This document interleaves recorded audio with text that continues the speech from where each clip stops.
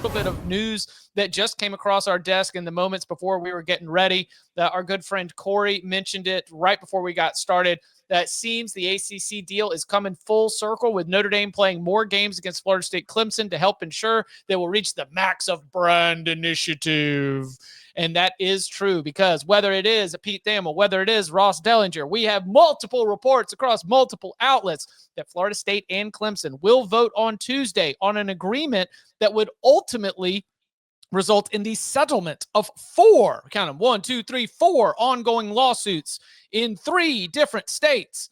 That is going to be the continuation of the discussion that we had already heard from some of the reporting, that this would be a new revenue distribution model. According to Pete Thamel, 40% of the TV money is going to go to the ACC legacy schools. Because remember, when you added Stanford, Cal, and SMU, they all came in at a discounted rate. Stanford and Cal discounted, SMU straight up, we'll say, we're good. We're not going to take any money. 60%, though, of revenue distribution is going to be given out based on a ratings formula that encompasses the last 5 years. The top earners in the ACC, according to ESPN, could net more than $15 million, while some schools will see a net deduction in annual payout of about $7 million.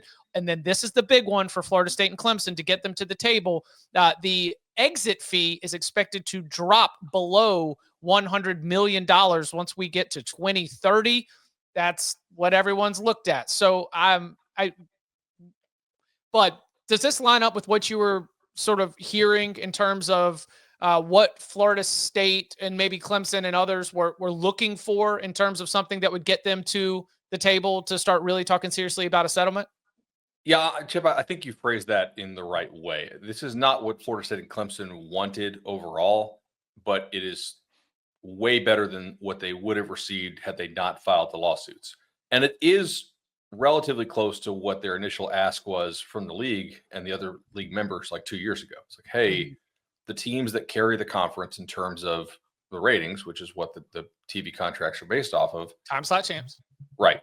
Like, can they be, maybe actually compensated close to what their value is? And the way I read this and the way that it was told to me is like, if you hit all the incentives, you are pretty close-ish to an SEC team.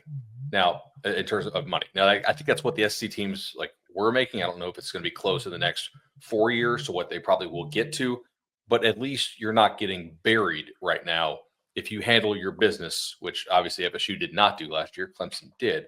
But even so, Florida State would have made a lot more money the past year because they were still time slot champs, whatever, than maybe some other schools would have. I know Dellinger said that, or Dellinger wrote, I think that the number 1 school will make $25 million more than the number 18 school in terms of the brand recognition initiatives. So that would kind of make sense, right? It's a weird thing to talk about because you don't want to just dump on some of the lesser schools, right? Like all schools matter and whatnot, but certain schools do kind of carry a little more weight.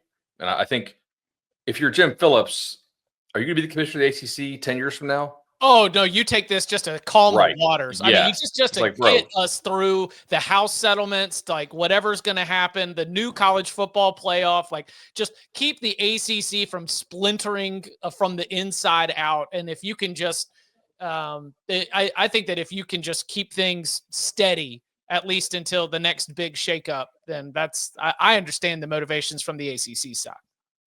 Totally. Yeah. You don't want this you don't want the collapse of the conference to be on your hands. Agree. But it is. On Jim Phillips' hands? It's on everybody. But not for 5 more years. Yeah. No, the conference is dead. It's on life support. Let's be real. This is not going to last. It's going to last until 2030 when these teams can buy out and leave. That's all this is. It's just okay, just shut up for the next 5 years. That's really all that's happened here. Danny? I'm so over all this. We already kind of knew this was coming, so it's not a huge surprise. We knew this was going to be the deal that was in place. I do think it's a temporary fix. It's a Band-Aid, but I'm thankful we won't have to talk about it for another 5 years. This has been such a cloud over the conference for, we're going on 3 years of these conversations, and it is. I mean, you go to ACC Media Days. It's one of the first questions that Jim Phillips gets asked. It's one of the first questions that Florida State, Clemson, they get asked. Same thing, everywhere they've been asked, what is the future? And I think it's probably hurt recruiting. It's hurt, a lot of the conference branding itself as far as where they fall in the pecking order. So I'm glad at least we got a temporary fix. So we don't have to answer those questions all the time. Yeah, if Florida State wins the ACC and goes to the college football playoff and wins college football playoff games, then it sounds like Florida State could have the kind of annual payout that they want. But that would require them not just being time slot champs, but being ACC champs and then going to be Sugar Bowl champs and being able to continue to stack things on top of each other. So it is not a total fast pass to getting SEC money.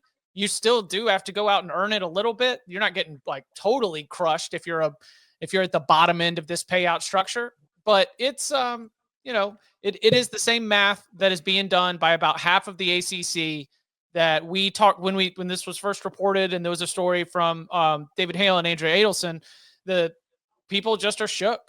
People remember what happened to the Pac-12, and there's a lot of would be a Washington State type schools in there, including the one that maybe just hired Washington State's head football coach.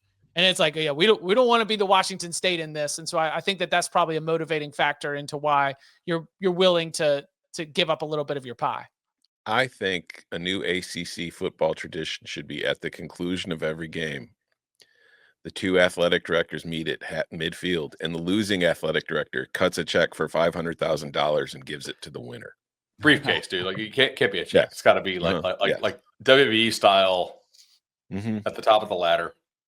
So then they could take the title. It's just worth more. Take that from the SEC. So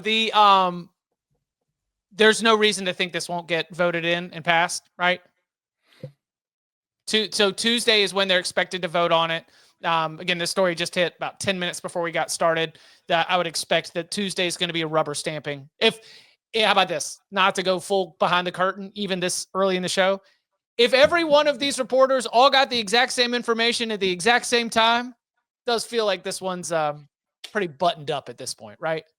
You would think. Yeah, we'll see. Yeah, but lots of things seem buttoned up lately that just suddenly go to shit. Hey, it be like that sometimes. It do be like that. All right.